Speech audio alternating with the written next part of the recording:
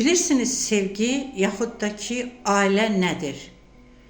Sevgi və ailə odur ki, yəni sevgi münasibətini quran, yaxud ailə bağları quran iki insan belə olmalıdır. Yəni sənin qolların arasında o, onun qollarının arasında sən olmalısan.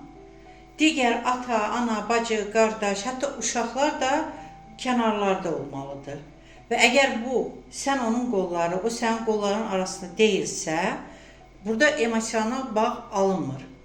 Elə bil ki, gəlib görürsən ki, enerji almaq üçün hər hansı bir rozetkaya vilkanı salmaq istəyirsən və görürsən ki, rozetkaya artıq vilka taxılıb, hələ bir vilka yox, çoxlu vilkalar və sən orada enerji ala bilmirsən. Bunu hətta Türk psixoloqu Fərhad Aslandan da eşitdim. Yəni o evlənəndə öz qadınını bax belə qolların arasına alıb deyib ki, qollarımın içində əsas sənsən.